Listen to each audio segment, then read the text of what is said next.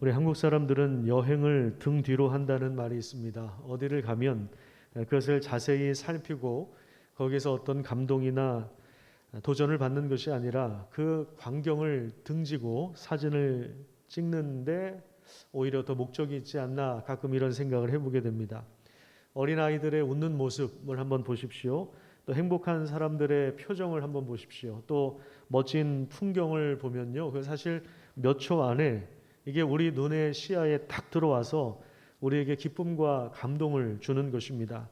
그런데 우리는 그 장면을 놓치지 않기 위해서 그거를 느끼는 것이 아니라 그것을 확인하는 것이 아니라 핸드폰부터 찾고 있어요. 핸드폰부터 찾아서 사진을 찍으려고 하는 것이죠. 그런데 그 몇 초, 그 순간에 오히려 그 광경이 지나가 버릴 때가 많습니다.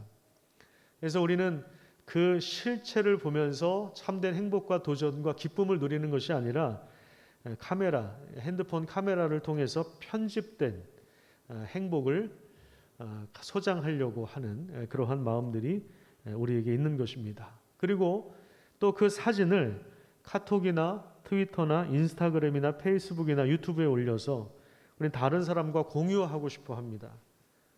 어쩔 때 보면은 내가 여행이 목적인지 아니면 누군가한테 자랑하려고 여행하는 건지 모르겠어요. 공유 자체가 목적이 되어버린 경우도 있습니다. 자신의 경험을 누군가와 나누는 것은 필요한 것이지만 이것이 지나치다 보면 은근한 자랑거리가 되기도 합니다. 또한 조회수나 좋아요나 하트 이런 다른 사람들의 평가 그리고 인정받는 것에 따라서 기분이 좌우되기도 합니다. 내가 조회수가 얼마나 되느냐, 내가 올린 사진이 또 이 하트나 이런 좋아요를 몇 장이나 올라가느냐, 몇 개나 올라가느냐, 여기에 따라서 기분이 좌우되기도 합니다. 사실 우리의 그 존재 자체가 귀한 것이고요. 그리고 내가 경험하는 삶 자체가 굉장히 아름다운 것이고 굉장히 숭고한 것이고 굉장히 멋진 것입니다. 그런데 그거 자체로 굉장히 소중한 거예요. 그런데 우리는 다른 사람의 평가에 의해서 행복이 좌우되는 그러한 삶을 살아가고 또 그렇게 되도록 어쩌면 우리가 방치하고 있습니다. 그런 면에서 우리는 자유를 잃어버린 삶을 살고 있다 이렇게 이야기할 수 있습니다. 사실 우리가 바로왕의 노예로 사는 것도 아니고 군부 독재 치하에 있는 것도 아니지만 우리 생각의 어떤 가치 판단의 주도권 또 그리고 우리 삶의 주도권을 다른 사람의 평가에 내어주고 삽니다. 그러니까 보이지 않는 그 무엇인가에 이끌려서 우리가 살아가고 있는 것 같아요. 그러니까 다른 사람이 나를 어떻게 생각하느냐, 다른 사람들이 나를 어떻게 평가하느냐, 나에게 얼마만큼의 점수를 주고 있느냐라고 하는 것을 더 절대적으로 삼는 것 같아요. 그래서 이렇게 비교하는 그러한 의식들, 요즘에 벼락거지가 되었다 이런 표현들을 많이 쓰죠. 벼락거지가 되었다. 이것도 사실은 상대적인 박탈감, 이 비교에서 나오는 것이거든요. 그러니까 우리는 내 의지를 가지고 내 마음대로 사는 것 같지만 사실은 우리 안에 육체의 욕망과 그리고 다른 사람들의 평가에 우리 삶의 주도권을 내어주고 그리고 거기에 예속되어 노예처럼 살아가고 있는 것입니다. 우리 현대인들에게 자살 충동이나 우울증이나 공황 장애나 분노 조절 장애가 급격하게 늘어나는 이유가 바로 여기에 있습니다. 나다운 삶을 잃어버린 것입니다.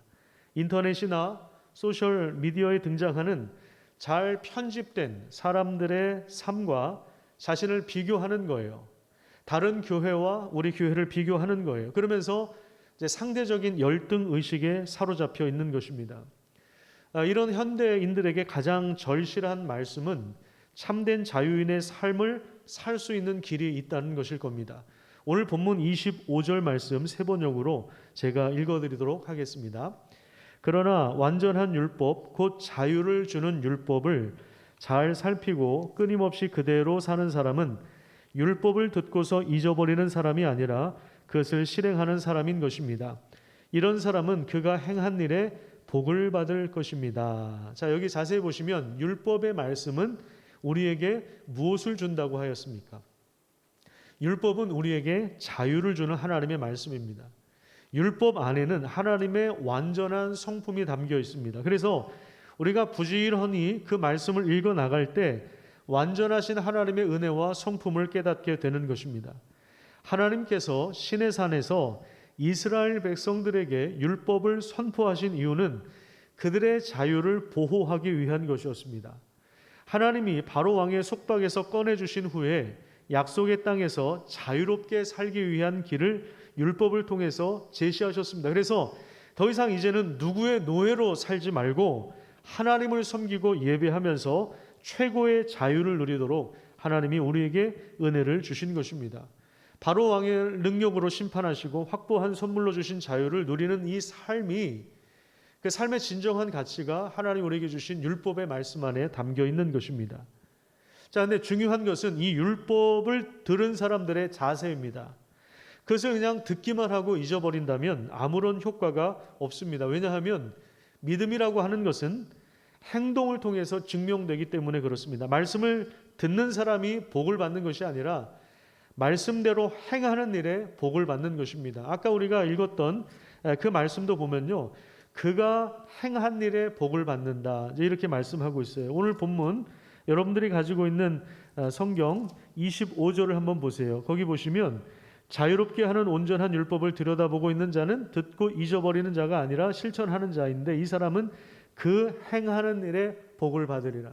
말씀을 암송했다고 해서 복을 받는 것이 아니라 그대로 행하는 자가 복을 받을 것이다, 이렇게 말씀하고 있습니다. 그러니까 우리가 성경을 몇 장 읽었느냐, 우리가 1년에 몇 독을 하느냐, 1독을 했느냐, 10독을 했느냐, 읽어내는 것 자체가 목적이 아니라 읽어낸 말씀이 살아 움직여서 우리 삶의 자리를 잡도록 해야 되는 거예요. 우리 삶의 기준이 하나님의 말씀에 의해서 형성되도록 하기 위하여 우리가 성경을 읽는 것입니다. 그래서 말씀이 명한 대로 가치관을 형성하고 그 말씀에 의해서 상상력을 키우는 거죠. 우리 현실이 그렇지 않거든요. 우리 현실이 말씀과 동떨어져 있어요. 그러니까 하나님의 말씀이 우리 삶에 이루어지도록 그러려면 이제 상상력을 발휘해야 되는 거예요. 그러니까 낭만을 가져야 되는 거예요. 거룩한 낭만을 가져야 되는 거예요. 그런 사람들이 우리 그리스도인들이에요. 선지자들 보면은 상상력이 굉장히 풍부합니다. 왜냐하면 하나님의 말씀을 통해서 이루어지는 현실을 보기 때문에 그런 것입니다. 그래서 거기에 도전하고 그것을 꿈꾸는 그런 삶을 살아가는 것, 말씀이 현실이 되도록 살아가는 것, 이것이 우리 그리스도인들이 걸어가야 할 길이에요. 그렇지 않으면요, 30년을 신앙생활해도 변화되지 않아요. 50년 하나님의 말씀을 주구장창 들어도 성경을 아무리 읽어도 변화되지 않습니다. 여러분, 목사 입장에서 가장 고통스러운 부분이 바로 이 부분입니다.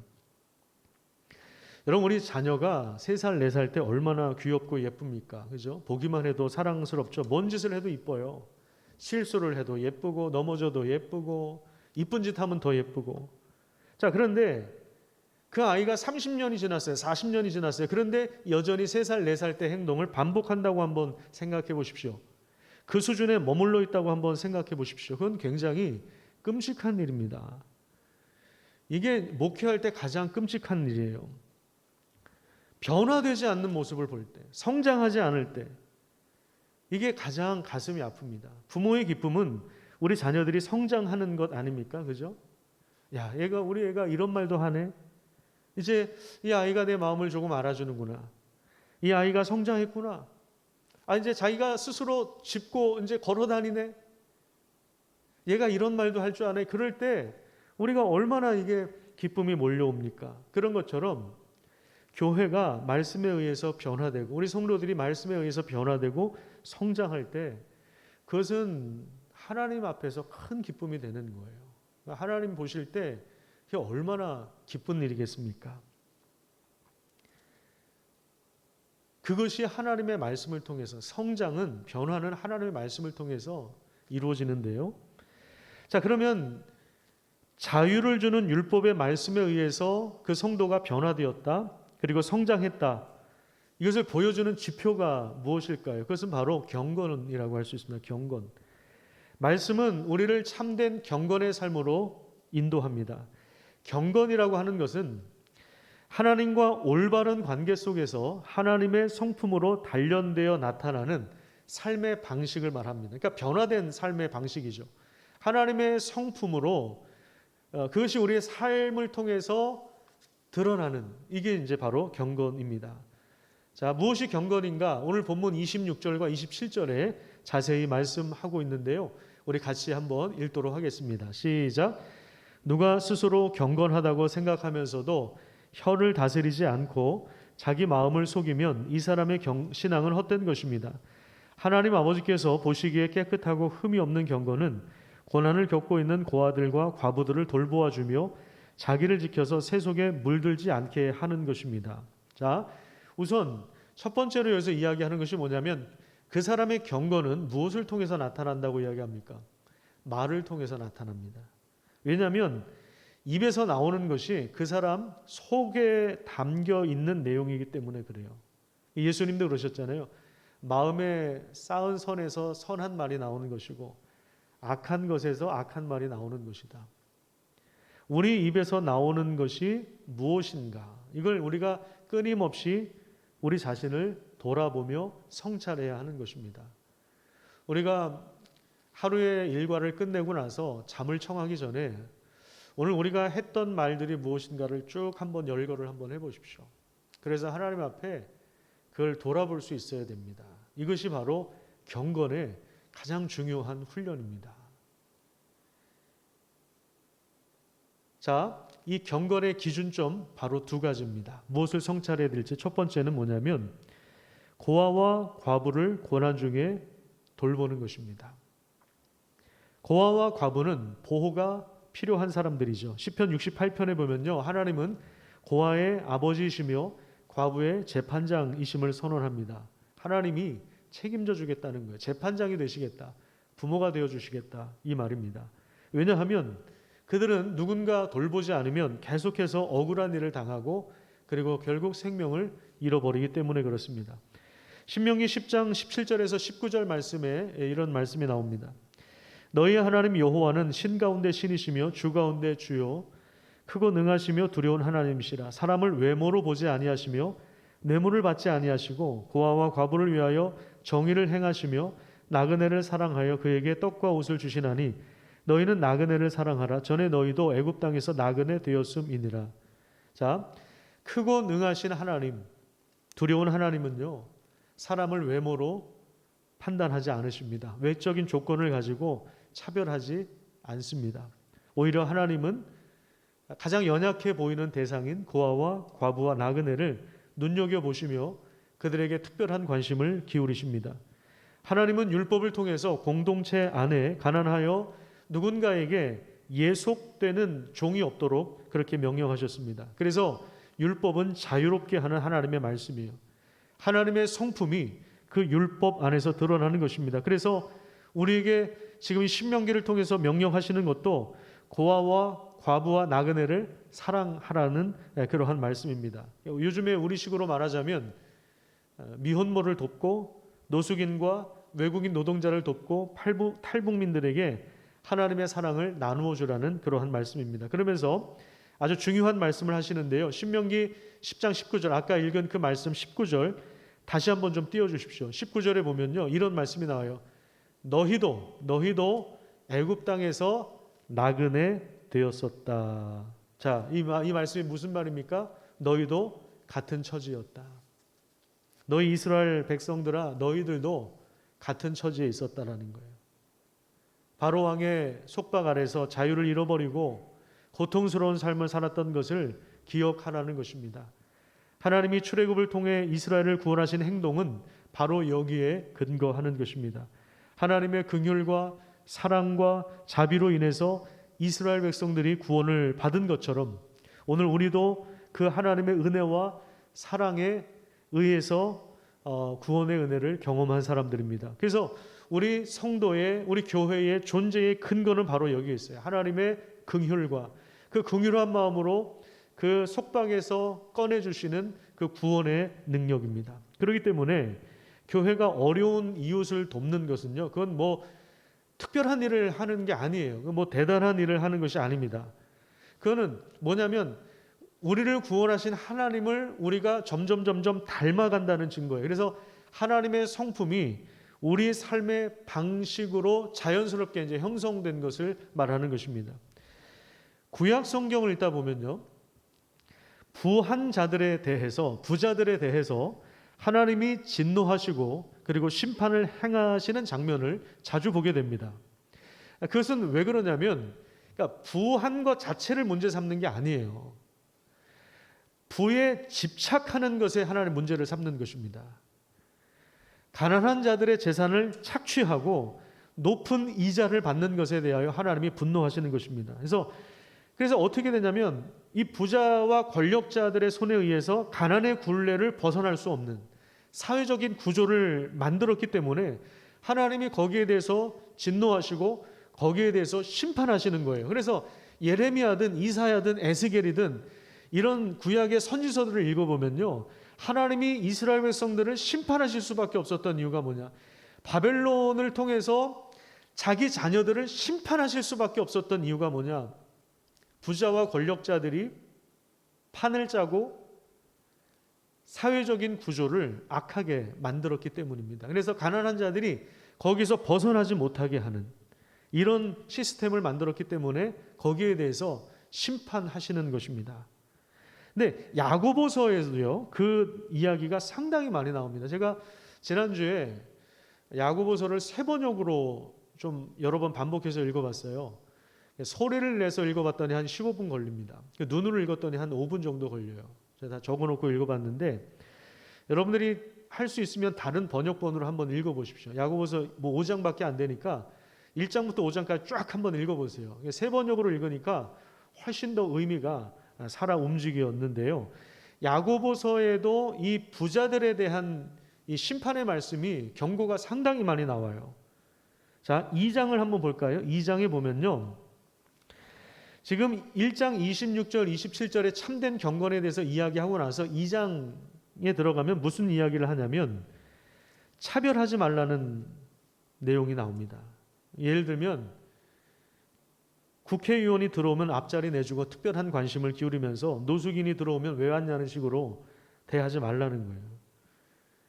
저는 국회의원도 존중받아야 될 사람들이라고 생각합니다. 귀한 일을 감당하니까요. 하지만 노숙인도 마찬가지로 존중을 받아야 됩니다. 왜요? 하나님은 외모로 사람을 차별하지 않으시니까요. 하나님의 형상대로 지으셨기 때문에, 오히려 연약한 자를 하나님이 더 특별히 돌보시기 때문에 그렇습니다. 그래서 구조를 한번 보시면, 사람을 차별하는 것은 율법을 파괴하는 죄라고 합니다. 그리고 14절부터 무슨 얘기가 나옵니까? 행함이 없는 믿음은 죽은 믿음이다. 이게 야고보서 주제 아닙니까? 행함이 없는 믿음은 죽은 믿음이다. 이 말씀이 왜 나오냐면 가난한 자 돕는 것에 대한 말씀을 강조하기 위해서입니다.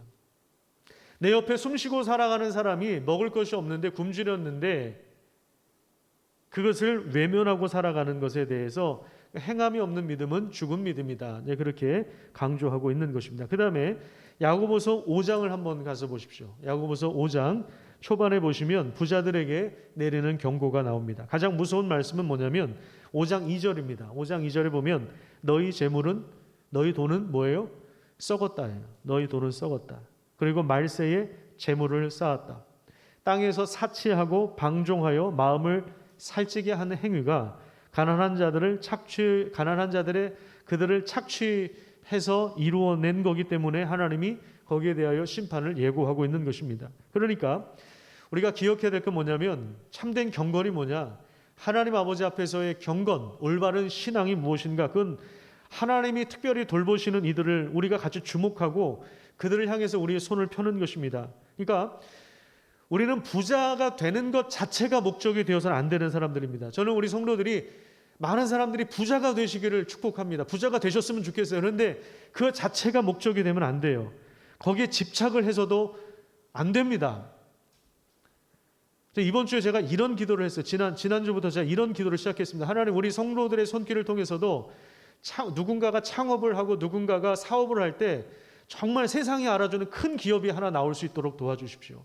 이런 기도를 제가 시작했습니다. 한 번도 그런 기도 안 했는데, 저는 정말 여러분들이 엄청난 돈을 끌어모으는 그런 사회적인 기업을 일으키는 사람이 되셨으면 좋겠어요. 그런 사람이 뭐 많이 나올 수는 없지만 꼭 우리 교회 성도들 통해서도 나오기를 축복합니다. 그런데 부자가 되는 것 자체가 목적이 아닙니다. 거기에 집착을 해서도 안 돼요. 참된 경건이라고 하는 것은요, 우리가 말하는 것과 더불어서 그대로 사는 인격과 삶의 방식을 통해서 드러나게 됩니다. 참된 경건. 지금 야고보서를 통해서 우리에게 경고하는, 부자들을 향해서 경고하는 말씀을 우리가 잘 새겨 들어야 됩니다. 하나님의 관심이 어디에 있는가. 자, 그 다음에 두 번째, 참된 경건이 뭐냐면 자기를 지켜 세속에 물들지 않는 거예요. 자기를 지키는 거예요. 자기 마음을 지키는 거예요. 자기 몸을 지키는 거예요. 그래서 세상의 욕망에 물들지 않는 겁니다. 여러분, 세속 문화가 어떤 특성을 가지고 있습니까? 이기적이죠. 탐욕을 조장하는 문화 아닙니까? 그죠? 탐욕을 조장하는 문화 아닙니까? 여러분, 그 먹방 이런 거 보셨습니까? 유튜브에서 먹방. 정말 이 엄청나게 먹는데요. 그걸 또 좋다고 100만 명 이상의 조회수가 나와요. 뭐 엄청나게 막 먹어요. 이것도 먹고 저것도 먹고, 와, 저게 사람이야 할 정도로 막 먹어요. 근데 그게 또 좋다고 그것도 들여다보고 있고 그래요. 이게 세속 문화입니다. 즐거움을 주는 척 하는데 은근히 이기심과 탐욕을 조장하고 있습니다. 하나님의 공급이나 일용할 양식을 구하는 것이 아니라 수단과 방법을 가리지 않고 돈을 모으고 쾌락에 마음을 빼앗기도록 세상은 오늘도 우리에게 무차별로 공격해요. 집중 포화를 퍼붓습니다. 그래서 조회수를 올리려고 유튜브로 돈 벌려고 별짓을 다 합니다. 별짓을 다 해요. 뭐 음란한 것부터 시작해서 뭐 요즘에 뭐 먹는 건 대세고 하여튼 뭐 별의별 거를 다 시도를 해서 대박을 터뜨리려고 별짓을 다 하는, 사람들이 아무런 생각이 없이 거기에 또 따라가는 사람들도 얼마나 많은지 모릅니다. 우리 그리스도인들만 정신 차리면요, 우리 그리스도인들이 10%인지 20%인지 저는 별로 관심 없어요. 근데 10%라도 깨어 있으면요, 사회는 변화되게 되어 있어요. 그리스도인들까지 부하내동하니까 이 문제가 일어나는 거지. 그리스도인들만 깨어 있으면 사회는 변화되게 되어 있습니다. 야고보서 4장을 한번 보세요. 4장에 보시면 독한 시기와 다툼에 대한 말씀이 나오는데, 여기서 나오는 다툼이라고 하는 이 단어가 큰 전쟁이라고 하는, 피비린내 나는 살육이 벌어지는 큰 전쟁이라고 하는 의미를 담고 있습니다. 무슨 얘기냐면 욕심을 채우려는 욕망은 세상과 벗하려는 것이며 간음하는 죄를 범하는 것이며 하나님과 원수되는 길이라는 것입니다. 사람이 야망을 갖게 되면요, 그때부터 이제 주제넘는 행동을 하기 시작하는데, 야고보서 4장 13절부터 한번 읽겠습니다. 4장 13절부터 17절까지. 자, 우리 같이 한번 읽도록 하겠습니다. 거기에다가 한번 적어 놓으세요. 펜을 가진 분들은 거기에다 적어 놓으십시오. 주제넘은 행동. 자, 우리 같이 한번 읽어볼게요. 시작. 오늘이나 내일 어느 도시에 가서 1년 동안 거기에서 지내며 장사하여 돈을 벌겠다 하는 사람들이여, 들으십시오. 여러분은 내일 일을 알지 못합니다. 여러분의 생명이 무엇입니까? 여러분 잠깐 나타났다가 사라져버리는 안개에 지나지 않습니다. 도리어 여러분은 이렇게 말해야 할 것입니다. 주님께서 원하시면 우리가 살 것이고 또 이런 일이나 저런 일을 할 것이다. 그런데 여러분은 지금 우쭐대면서 자랑하고 있습니다. 그와 같은 자랑은 다 악한 것입니다. 그러므로 사람이 해야 할 선한 일이 무엇인지 알면서도 하지 않으면 그것은 그에게 죄가 됩니다. 여러분, 13절 말씀을 다시 한번 보세요. 오늘이나 내일 어느 도시에 가서 1년 동안 거기서 지내며 장사하면서 돈을 벌겠다. 여러분, 이게 문제가 없어 보이지 않아요? 자연스러운 것 같잖아요. 되게 계획성 있는 삶을 사는 것 같잖아요. 그런데 자, 이거는 우리 인간이 얼마나 주제넘은 행동을 하고 있느냐, 주제넘은 생각을 하느냐, 이걸 분명하게 보여주는 말씀이에요. 오늘이나 내일, 이건 이제 시간을 말하는 거예요. 시간은 나의 것이고 시간을 내 마음대로 할 수 있다는 생각이 일단 주제넘은 생각입니다. 그리고 1년 동안 장사하여 돈을 벌겠다. 이거는 성공하겠다. 이익을 가져오는 것이 자신의 능력으로 가능하다고 생각하는 것, 이것도 굉장히 주제넘은 생각입니다. 이것은 무슨 얘기냐면 내 삶의 주도권을 내가 다 가지고 있다라고 하는 교만과 어리석음을 드러내는 것입니다.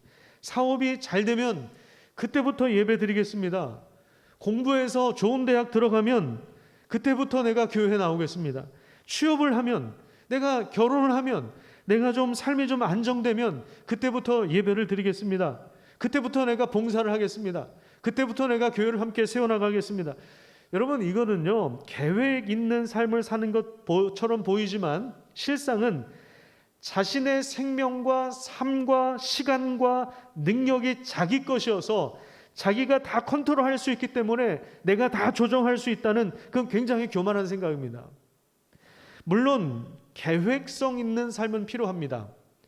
아무렇게나 우리는 막 사는 게 아니라 계획성 있는 삶을 살아야 돼요. 그런데 중요한 건 뭐냐면 그 계획의 주도권이 누구에게 있느냐. 지금 이 부분을 이야기하는 거예요. 계획의 주도권이 나한테 있다고 생각하는 사람들은 그건 하나님 앞에서 주제넘는 발언을 하고 있는 거예요. 여러분, 고난을 당할 때 우리가 깨닫는 게 뭐예요? 내 삶에 당연한 것 하나도 없다는 그거 아닙니까? 오늘 장로님도 그런 기도를 하셨는데요. 사실 당연한 거 하나도 없어요. 작년 코로나 처음 터졌을 때 우리 교회가 2월 마지막 주부터 온라인 예배를, 전면 온라인 예배로 전환을 했는데 본당에 성도들이 한 분도 안 계실 때, 그때 비로소 제가 깨달은 게 있어요. 주일에 우리 성도들이 예배당에 와서 예배하는 거, 그 당연한 거라고 제가 생각했거든요. 주일 점심을 만들어서 함께 같이 밥을 먹는 거, 이거 당연한 거라고 생각했는데 이게 당연한 게 아니었구나. 그 얼마나 눈물이 나든지 10주 동안 아무도 없는 본당에서 예배를 드리는데, 그때 녹화했죠. 처음에 녹화했죠. 얼마나 눈물이 나든지요. 내 삶에 당연한 건 하나도 없어요. 여러분, 내가 지금 숨 쉬는 거, 이거 당연한 거 아닙니다. 내가 자연스럽게 숨을 쉬면서 살아가니까 이거 당연한 거라고 생각하는데 이게 전혀 당연한 거 아니에요. 저는 목사니까 중환자실 이런 데 가보잖아요. 영안실에도 많이 들어가 보고 염하는 것도 보고, 고통스럽게 숨 쉬는 사람들이 지금도 얼마나 많은지 모릅니다. 산소호흡기 끼고 있고. 여러분, 내가 숨 쉬는 거 당연한 거 아닙니다. 내 사업도, 내가 눈을 볼 수 있는 것도 당연한 거 아니에요. 내 발로, 내 힘으로, 내 의지로 걸어 다니는 거, 내가 말하는 거, 내가 사업하는 거, 공부하는 거, 그거 당연한 거 하나도 없어요. 하나님이 허락하셔서 누리는 겁니다. 자녀를 출산하는 거, 여러분, 이게 내 힘으로 가능합니까? 내 능력으로 가능한 게 뭐가 있습니까? 하나님이 허락하실 때 그때 누리는 거예요. 해가 뜨는 거, 이거 당연한 거 아닙니다. 14절 말씀이 우리 인간의 실존을 명확하게 보여줍니다. 14절. 너희 생명이 무엇이냐? 잠깐 보이다가 없어지는 안개다. 우리 생명의 주인은 하나님이십니다. 하나님을 거부하고 대항하는 세상에 영원한 것은 아무것도 없어요. 병이 들고 죽는 순간에 우리가 비로소 그때 깨닫게 되는 것이 뭐냐면, 우리 생명이 하나님의 것입니다. 하나님으로부터 왔다는 거, 하나님이 허락하신 기간만 산다는 거. 제가 몇 주 전에 우리 목자분들 신방을 하는데 어떤 집사님이 그런 말씀하시더라고요. 몸에 뭐가 좀 발견이 돼서 조직 검사를 해야 된다, 병원에서. 그렇게 이제 이야기를 하는데, 집안일도 있고 그래서 한 달 이상을 미뤘다고 하십니다. 보통 사람들 같으면 의사가 문제가 있는 것 같다, 뭐가 보인다 그러면 빨리 어쨌든 가서 검사하지 않습니까? 근데 그분은 난 이제 살 만큼도 살았고, 옛날 같았으면 나도 막 두려운 마음에 빨리 가서 검사를 받았을 텐데 일부러 한 달이나 미뤘다. 목사님, 이것이 내 신앙이 조금 진보한 것 같습니다. 그런 이야기를 하는데 제가 얼마나 도전이 되는지 몰라요. 목사님, 내가 어떤 결과가 나올지 모르지만 저는 이미 마음의 준비는 다 되어 있습니다. 이게 아주 그냥 덤덤하게 얘기하세요. 야, 우리 점심 뭐 먹을까? 뭐 그거 얘기하는 것처럼 굉장히 덤덤하게 이야기를 하시는데, 그래요. 그게 그래, 우리 생명이 하나님으로부터 왔다라는 거. 이거 인정하기 시작하면요, 가치관이 달라지는 겁니다. 삶의 자세가 달라지는 것입니다. 그래서 참된 경건이란 이렇게 말하는 거예요. 15절에 나온 대로 도리어 여러분은 이렇게 말해야 할 것입니다. 주님께서 원하시면 우리가 살 것이고 또 이런 일이나 저런 일을 할 것이다. 주님의 뜻이라면, 주님께서 원하신다면, 주님께서 기뻐하신다면 우리는 이렇게 살 수 있습니다. 우리가 계획은 세우지만, 사람이 계획은 세우지만 그 걸음을 인도하시는 하나님이시다. 잠언에 이렇게 이야기한 것처럼 우리 생명을 창조하신 분, 우리 시간을 창조하신 분, 우리 일을 하도록 뇌와 근육과 우리 삶을 허락하신 분이 하나님이십니다. 이런 겸손한 마음으로 단호하게 우리 하나님을 가까이 하며, 그리고 우리에게 허락하신 율법의 말씀을 주목하며 실행하면서 살아갈 때 그 말씀이 우리를 자유롭게 하고 하나님의 주도권 아래 나다운 인생을 살도록 역사하는 것입니다. 이런 신앙의 자태와 모양을 드러내는 삶이 참된 경건이라고 할 수 있습니다. 사랑합니다. 이 말 누구나 다 할 수 있어요. 너무나도 쉽게 할 수 있어요. 그런데 믿음은 결국 행동이 증명하는 것입니다. 믿음의 삶은 우리가 자유인이라고 하는 사실을 가장 명확하게 보여주는 것입니다. 참된 경건의 사람으로 자유롭게 살아가시기를 축복합니다. 기도하겠습니다.